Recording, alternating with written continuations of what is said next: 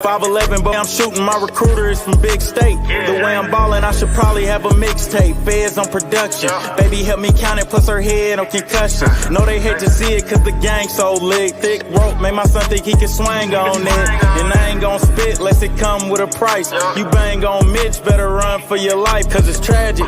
But it was cool while it lasted. Go stuff him with his partner, save up on the sliding off gaps, and my brody on 10.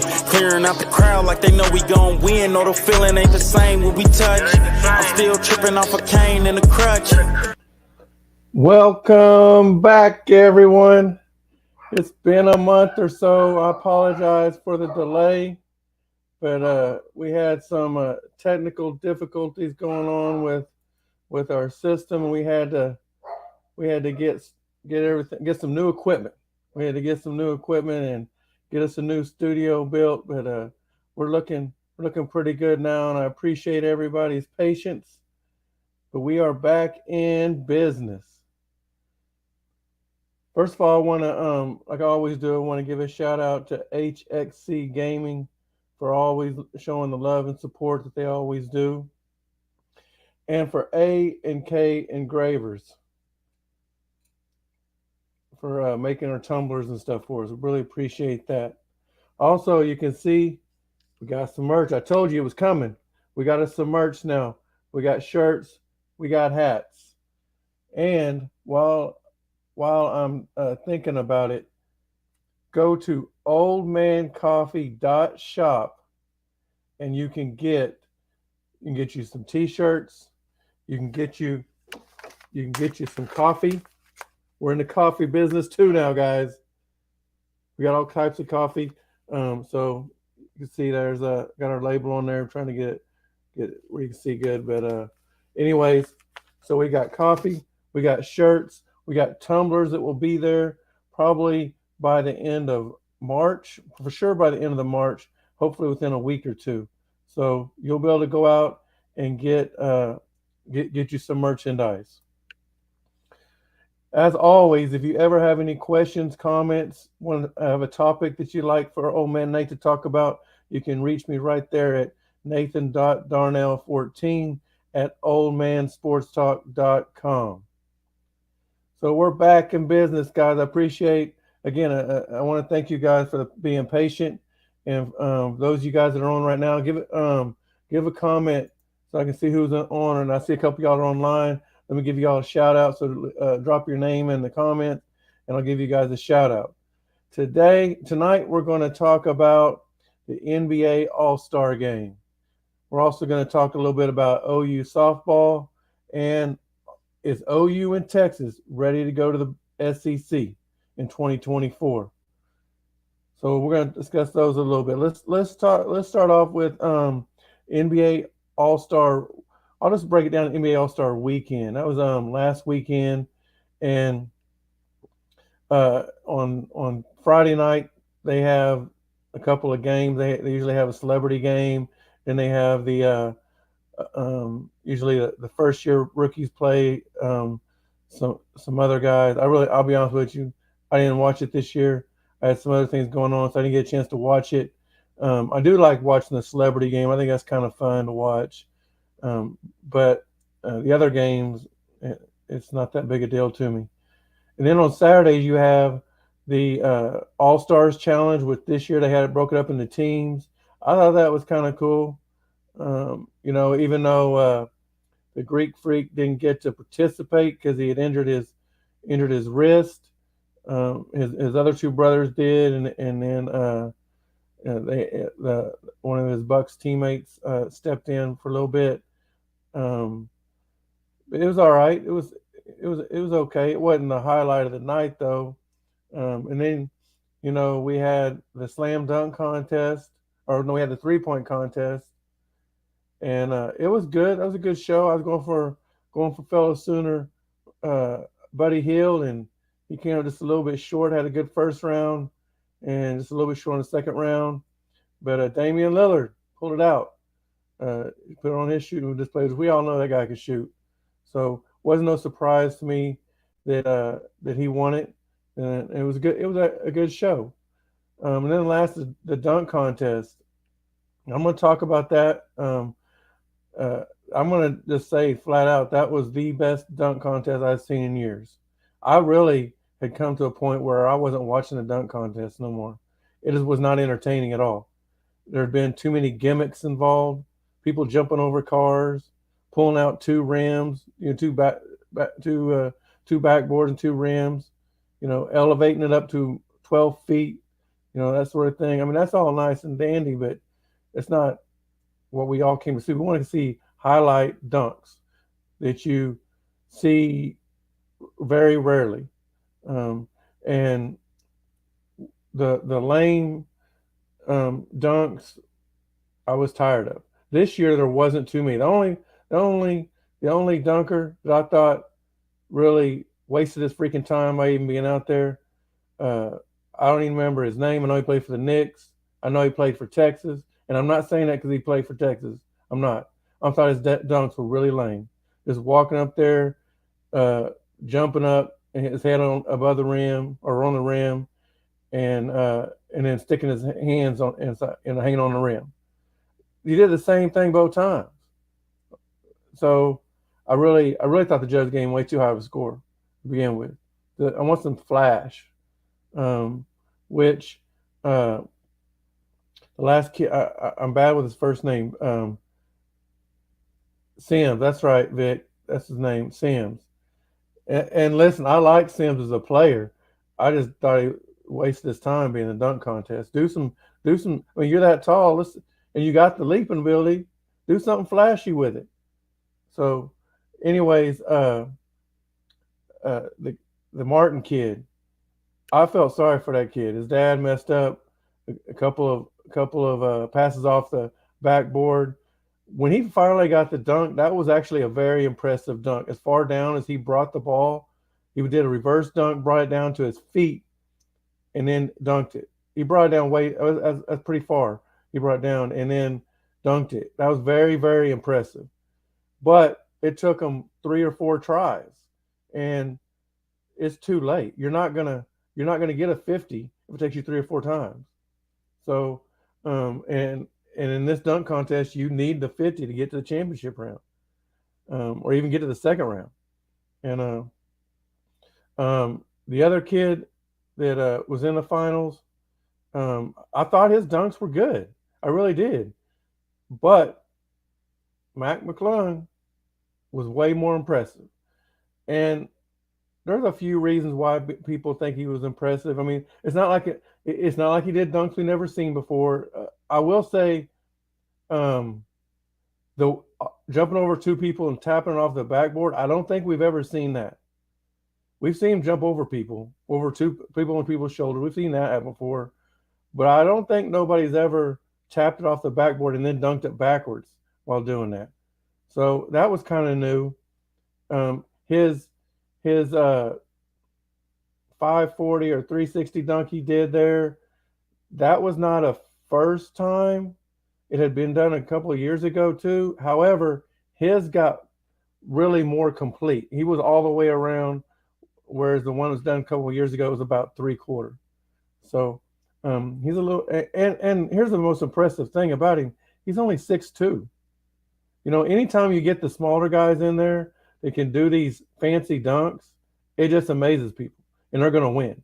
Spud Webb did it. Nate Robinson did it. Now, those guys are 5'7" and 5'9", but even at 6'2", that's still impressive because most basketball players that get in there and dunk are 6'6" and taller.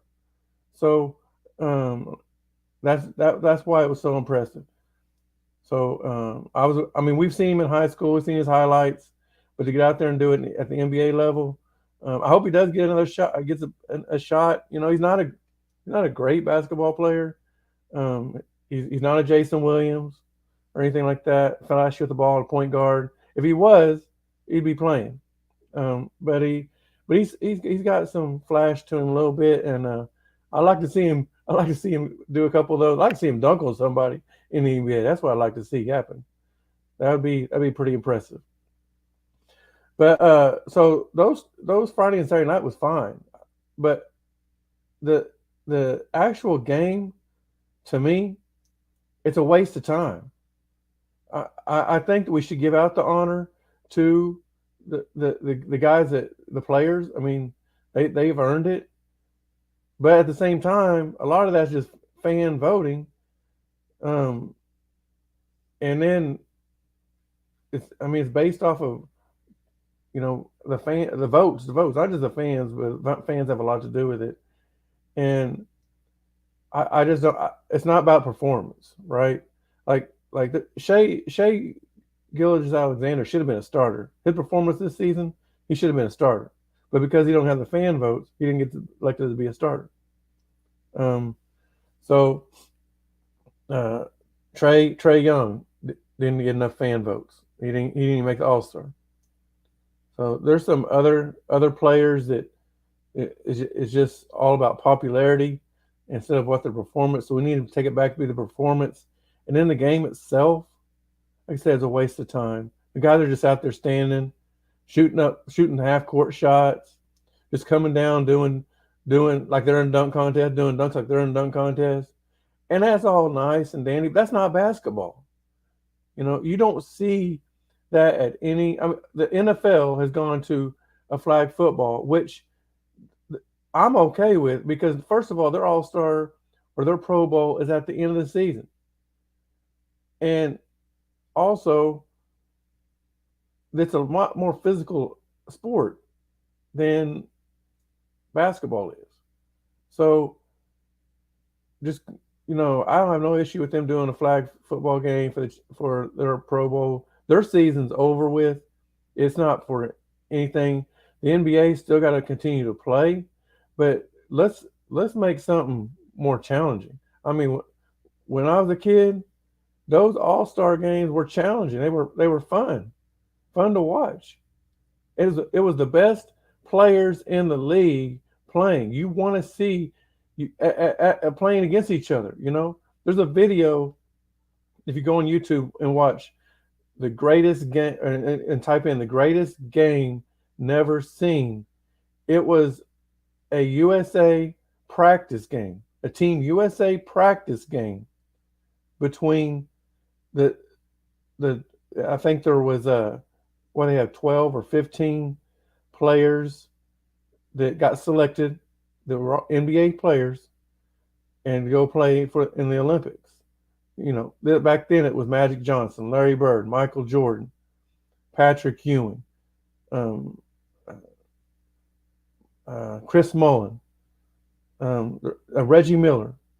There's a bunch of guys, John Stockton, Karl Malone, all those guys. All right, and the practice game. Their practices were tougher than any game they played in the Olympics because they're the best players in the world playing. Now, granted, back then we didn't have maybe a couple foreign guys in the NBA, but just like now, the foreign guys that are playing the NBA now, they go back to their home countries and play, and they should. There's nothing wrong with that. But we're not getting the NBA All-Star game. It should be. I'm not saying they got to get out there and go at it like if you watch that video, it was a very intense practice. That was a game. And so I'm not saying they got to be like that, but we would like to see the 10 best players on the court at the same time go at it. That's why we love basketball. We don't want to see this just standing out there jacking up 3-pointers from half court.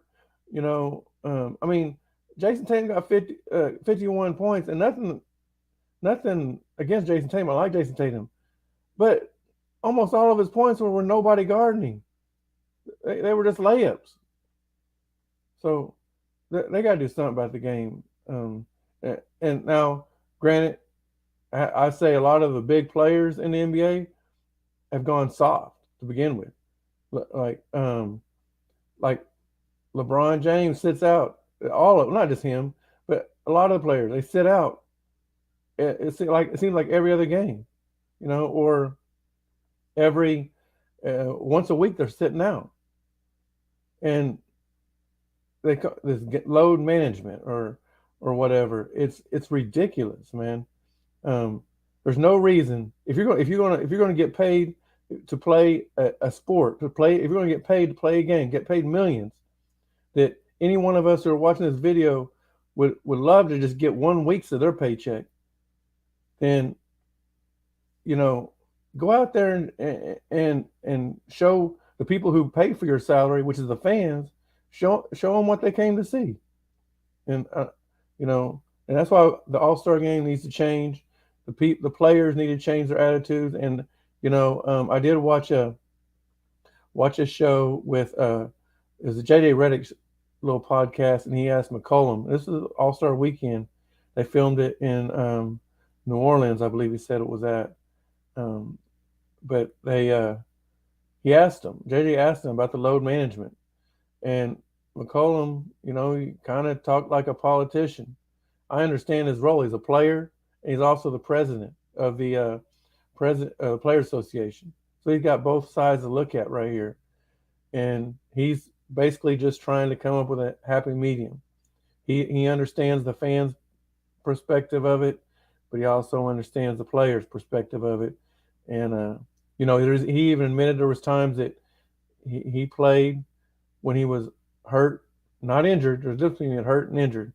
But he played when he was hurt, and it may have took some years off of him, cost him some money later on in the future, right? But the way these players, to me now, saying it cost you some money, as much money as y'all getting paid now, you're not missing out, all right? And you can take that money that you're making. You got a lot more investment opportunities than the average person does too. So you can take that money you're missing and flip it in 3 times, 10 times. So let's see, what's Victor say here? Vic says, I don't know why LeBron doesn't keep the tradition going like MJ and Kobe to at least tighten up as the game goes on. Right, you're right. So there was a string of years where they would put on a show for 3 quarters, and then the 4th quarter they would go at it, But they've also changed the rules a little bit on that game too, where they've added some of that what they call the tournament. It's in the summertime where these basic some of the players have played in the NBA, but a lot of them just played college ball, and then they play for this big pot at the end of it, like $2 million or something. But if you ever watch those games, then once they get to a certain point, then the winning team has to only score like 10 points or something, and then it's over. Like they don't even do a clock. They stop the clock, and we play to a certain score. And that's what the NBA did this year also. They put that on there. And when that happens, the losing team, unless it's a close game, and it wasn't a close game this year, unless it's a close game, then the losing team is just going to give up, and they're just going to be out there. It's not going to be a competitive game. So, but yeah, another thing on LeBron, like, to me, I think it's a knock on him to say he never once competed in any of the All-Star activities other than the game. He didn't participate in the slam dunk. He's never participated in three-point contest. He's never participated in the skills challenge. So, we always there's all these debates about who's the best player of all time. To me, that's a knock on LeBron, that you can say he's not. He's not. You can use that against him to say he's not one of the greatest. Kobe did it. Michael did it. And Michael won slam dunk twice. He participated in three-point contest, but he didn't win it. Kobe, I think, only participated in the slam dunk, and I believe he won it. Yeah. So they've got to do something about the All-Star game. I don't think they will. I think they'll always have it, but things have got to change. So let's move on to OU softball. They're the 2-time defending national champ and really have looked pretty easy the last 2 years. 2 years ago, they lost a couple games. And then last year, they lost 2 years ago they lost in the first round of the College World Series to James Madison. Um, James Madison had that really good um, um, black female pitcher. I don't remember her name at all, but she went on to play in the pros, that softball pro league that's up now. She's in that. Um, but they bounced back, end up beating them after they lost them, end up beating them, and then went on to win national championship. And then last year, I don't believe they lost at all in the. Okay, yeah, she was, yeah, Vic. She's a good pitcher, really good pitcher, and but last year I don't think they lost at all. They lost the Big 12 championship, which is surprising. They lost to Oklahoma State, I believe, in the championship game. And that may have been their only loss of last year. And then this year they lost, like in the second week, they lost to Baylor. But that woke them up because they had to go to California and play at UCLA in some tournament they had over there. And they lost the #1 ranking when they got beat by Baylor. And the team that was #1 was UCLA. And they played UCLA yesterday at UCLA and won 14-0. Run ruled them in 5 innings. So I think Baylor woke up a monster. And that OU softball team just keeps reloading. They lost Jocelyn Allo last year, who was 2 or 3-time National Player of the Year. And she didn't even play the field. Very rarely she played the field. When they got up big, they put her out in right field a little bit. But mostly she just hit home runs. And she hit a lot of them. I don't know if they have – I haven't got a chance to watch them this year. I don't know if they have a player that's as just a home run hitter like she was. And OU is known to have a few. They had Ricketts.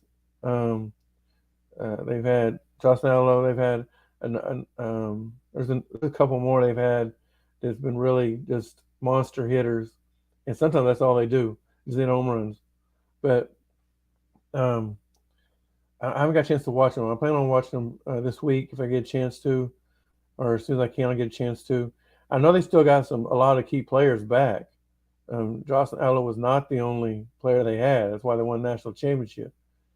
And so they're still loaded. Plus I think they had like 3 or 4 girls transfer in, 2 of them from Arizona State, another girl from I think another Pac-12 school. I think Washington may have been Washington they was from. They've had a couple transferred in, and a couple of those are playing. So they reloaded really well. I don't think they're going to lose unless they had an injury last year to their starting pitcher, but they had a couple backups that was able to step in and play really well. So the pitching, I mean, they still got their ace pitcher. They got her back, and she's healthy. But what if she gets injured again? Do they have another pitcher that can take over like they did last time? Usually, that's the thing about softball is you can pitch almost every day. A lot of times you'll watch and see the same girl pitch. They have 6 games a week. She'll pitch 5 of them. And last year was the deepest OU's pitching staff has been in a long time. And really most teams don't have a deep pitching staff. Heck, when OU played, I was listening on radio Saturday, in 1 inning, I don't even know who they were playing. It was a team out in California. But in 1 inning, they had to switch pitchers 3 times because OU was just rocking them. And they was up 10-0, and a little bit I listened to that one too. So, like I said, Baylor woke up a sleeping monster. Big 12 teams, it's going to be a long season for you guys. I know Texas is usually pretty good. I know OSU was really good last year. You guys just might as well start recruiting for next year. It's not going to happen this year. The Sooners are going for a 3-peat, and I don't see anybody slowing them down. Next thing we're going to talk about is it was announced a couple weeks ago that OU and Texas, it's official now, will be joining the SEC in 2024. So this coming up football season is the last time OU and Texas will be in the Big 12. Is OU and Texas ready for the SEC? Right this second? Nope, they're not. Could they be by time 2024? Yeah, they can. And here, let me say this. Um, clarify that when I say nope, they're not ready. Does that mean that I think if OU and Texas was starting the big starting SEC this year, do I think they'd be the worst teams in the SEC? No, no. I think both of them would probably be around the middle of the pack. Okay, so when I say are you ready for the SEC, it means you're ready to compete for a championship. And I don't think either OU or Texas is ready for competing for a conference championship.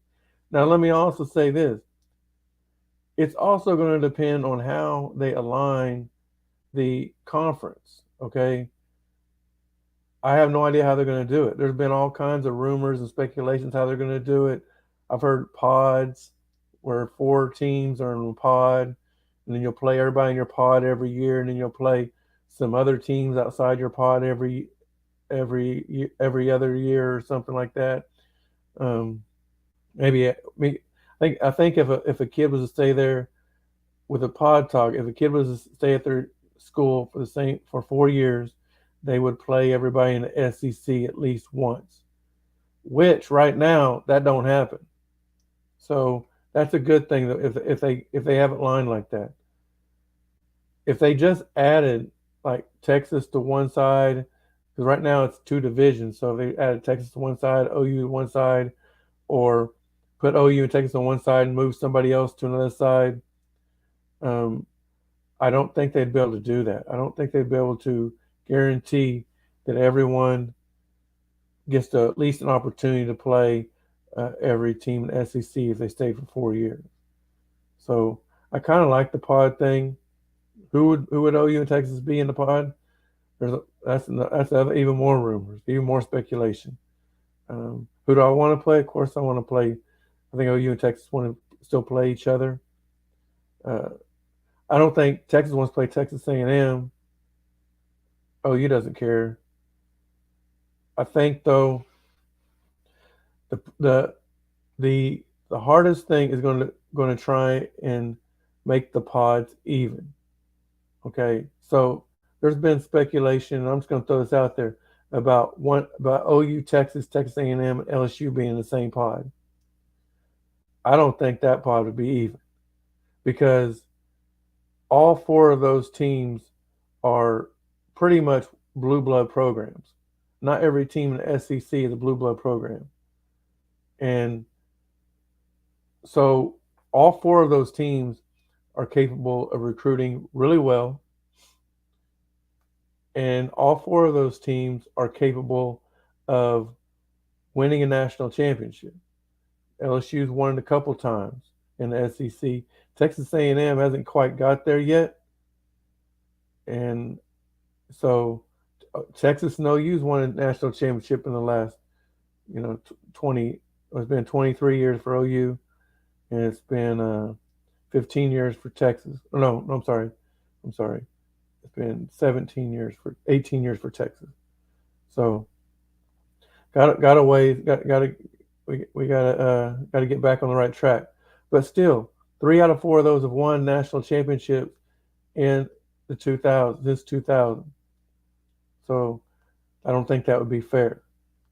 And there would be no other pod that would have 4 teams, or at least 3 of the teams that have won national championships, unless the only way you could make it another one would be like that is if you put Alabama, Georgia, and Florida in the same one. Tennessee won a national championship, but it was not in 2000s. It was in 99, I believe. 98 or 99. So, and then no other schools have won national championships in the SEC, not recently.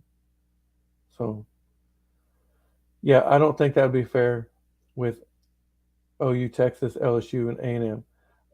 What would be fair, but keeping in the same area, probably OU, Texas, Texas A&M, and either Missouri or Arkansas. I think that would fit just fine. Probably Missouri, and then because then you got 4 former Big 12 teams in it, right? That'd be kind of cool. 3 of them, or no, yeah, 4 former Big 12 teams, 2 of them former Big 8, 2 of them former Southwestern Conference. So yeah, that would work. I like that. So what does OU and Texas got to do to get ready? Well, OU's recruiting class is really good this year. OU and Texas both recruiting classes are really good. They're both I think they're both top 6 recruiting classes, right behind each other. I think probably some of the recruiting ranking systems have Texas ahead, some have OU ahead. But I think they both did an excellent job recruiting this year. I know I haven't really looked at Texas to see if they got who they needed, but OU definitely got who they needed. They got the players they needed. They got the defensive players they needed to make it better. The whole problem is learning the system. So also, OU got a lot of transfers, including on the defensive side, that I think will be able to step in and help right away. I don't know. I haven't heard anything on Texas if they have transfers. Also, I know the recruiting class was good, but I don't know about their transfers class on how good it was. So, just first of all, you got to keep doing that. You got to keep getting those recruiting classes, and then you have to win ball games. All right, you got to get those recruits, those transfers to learn your system. You got to win ball games. So OU finished 6 and 7 last year. Okay, now of those 7 losses, 6 of them were by a touchdown or less. No, yeah, 6 of them were by a touchdown or less. Only 1 loss was a blowout, and that was the Texans, 49-0. Okay. Now our quarterback was out. We didn't have a backup, it appears. So, do I think we would have beat Texas with our quarterback? Probably not.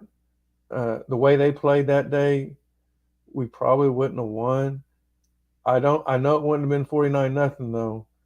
It might have been closer to the neighborhood of like 35 to 20, 24, 35, 28, something like that.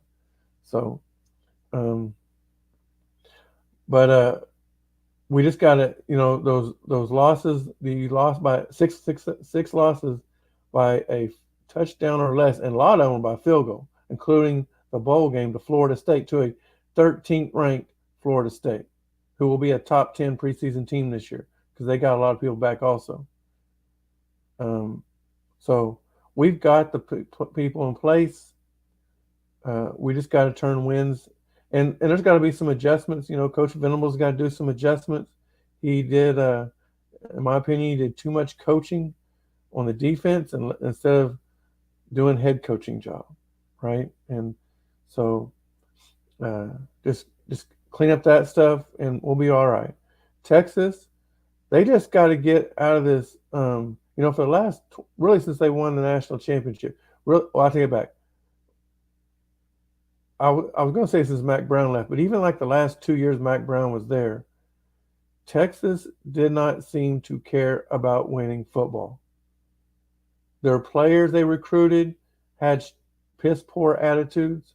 They didn't want to practice. It showed on the field. And that they got beat by teams they shouldn't have got beat by a lot. Kansas beat them a couple times. Okay. They was more talented than OU a few times, and OU still beat them. Oklahoma State had their number almost every year. So Kansas State too. So that has got to change. Now, I do think that Sarkisian did a lot better job this year than he did his first year. Okay. If he keeps rising to the occasion, keeps up the momentum, then Texas will be ready. Okay. You know what I'd really like to see? I want to see OU and Texas play for the Big 12 championship this year. I really do. It should have been happening every freaking year, but Texas couldn't get there. You know, they got there one time. We took it to their butt, and they went back in the hole, started crying and whining, and hey, it is what it is.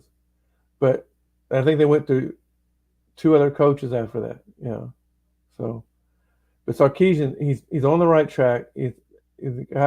Honestly, they've looked better the last couple of years, particularly last year, than they've looked in over a decade. So if he can keep the momentum rising and get players that want to play football, want to win, and don't care about the paycheck that's coming to them, then they will be ready for the SEC. I believe so, 2024. But again, it's all going to be determined about how they decide on who's playing who and what division and whatever, or pod, whatever. And I think we'll know that. So SEC releases their schedule pretty early. All right. Like this year's football schedule was released during the season last year. So I know there's got to be changes, right? I don't see a reason why they would have to wait on releasing the schedule until it's like official at OU and Texas, because guess what? The Big 12 didn't wait until Cincinnati, UCF, Houston, and BYU joined. They're not officially part of the Big 12 yet. I believe it's June 1st or something, July 1st, when they officially join.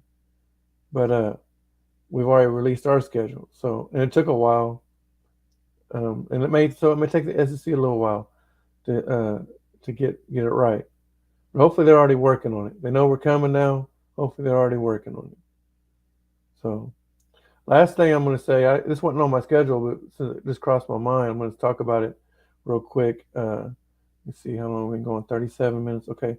So, right now, like, once OU and Texas leave the SEC, there's really only going to be 2 conferences that will have a chance to win a national championship in football. It is. That's SEC and the Big Ten. The Pac-12 and the Pac-12 and the Big 12, unless they combine, will not have a chance. They won't. All right. ACC. Okay, Clemson. I think with the loss of Brent Venables, the Clemson's chances of winning a national championship are done. Florida State is getting better, so I will not count out Florida State. But there's nobody else in that conference I see having a chance. Not anytime soon. The Pac-12, like I said, USC and UCLA is going to the Big Ten the same year that OU and Texas is going to SEC. Oregon's been good. Washington's been good in the past. No other teams. Utah is a good football team, but they lose teams every year they shouldn't, and it keeps them from playing a national championship in the playoff. Like, if they don't lose to Florida the first game of the season, they're right there at the playoff. And then they stumbled against I think it was UCLA that beat them. Which UCLA wasn't bad. But, I mean, they shouldn't have lost the game. Otherwise, they're right there. Because Utah's a good football team. But Utah, you take Utah out of it, you take Washington out of it, you take Oregon out of it, there is nobody in the Pac-12. In the Big 12, once OU and Texas leaves, there's nobody. I know TCU made the college football playoff this year. I know that. But if you think about it, there really wasn't anybody else that they could put in there. There wasn't. Okay. Everybody had 2 losses. Everybody had 2 losses. Okay. Except for I think Tennessee had 2 losses. Alabama had 2 losses. So yeah, there was nobody else you could put in there. It was one loss or less. And so yeah. But I mean, TCU did good. They beat Michigan. But I just don't think they're going to be consistent year in, year out. They may have a team every now and then. They're not going to be consistent year in, year out. So, yeah, and I just think that the Pac-12 and the Big 12 are going to have to combine in order to be competitive with the SEC and Big 10. Now, I know you're saying, Nate, but 12 teams are going to go to the playoff starting in 2024. Yep, there are. And after the first weekend, it's only going to be Big 10 and SEC teams remaining. That's it. Unless the only way that after the first weekend that there'll be an ACC team, a Pac-12 team, or a Big 12 team is if one of them happens to go undefeated and slides in and gets a 1 or 2 seed, because they're going to get a first round bye. So that means they'll get that second weekend play. But if you don't get that bye, you're going to be done. It's going to be over. So if you want to compete, that's why the OU and Texas is going over. Yeah, they're getting paid a little bit of money, but their TV contracts were not far off from the SEC's and the Big 10. The Big 12 gets paid pretty freaking good. So, yeah, they just want to go over there. They want to play with the big dogs. They want to be able to, yeah, it's a lot tougher challenge. But even if you lose a couple of games, you're still got a chance to make the playoff. And hey, you already played a team once. You know what they're like. You watch the SEC. Very rarely do you see a team beat somebody twice. Like when you've seen Alabama and Georgia play each other in the SEC championship and then turn around and play in the national championship game. Whoever won the SEC championship game usually loses in the national championship game. So, so it's not that bad of a deal to take that loss. So, anyways, I want to thank you guys for tuning in and watching. Sorry it took so long to get back out, but we're back up and running. We're going to be on 2 nights a week, guaranteed. And hope you guys enjoyed tonight's show. Again, if you haven't already, please like, subscribe, and hit the bell so you get notified of all notifications that come on, including when I'm live or when I do release a recorded video, which we are going to start doing those as well. So, again, go to oldmancoffee.shop and get your coffee. We have this is grinds, grounded coffee. We also have, if you like K-Cup, we have those online. We have different sizes, different quantities, different flavors. I think there's 47 different flavors on the shop. You'll also be able to get your T-shirts there. We don't have hats yet, but we're going to get those soon. If you do want a hat, I got a couple laying around. Just let me know. Reach out to me. I'll get you a hat. And then the Tumblrs will be on there really soon, probably within a couple of weeks.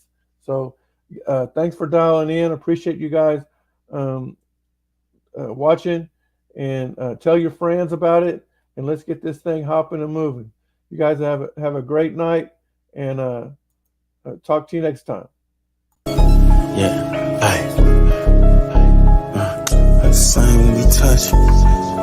Look, got me sliding off yerks and my brody on 10. Clearing out the crowd like they know we gon' win. No, the feeling ain't the same when we touch. I'm still tripping off a cane in the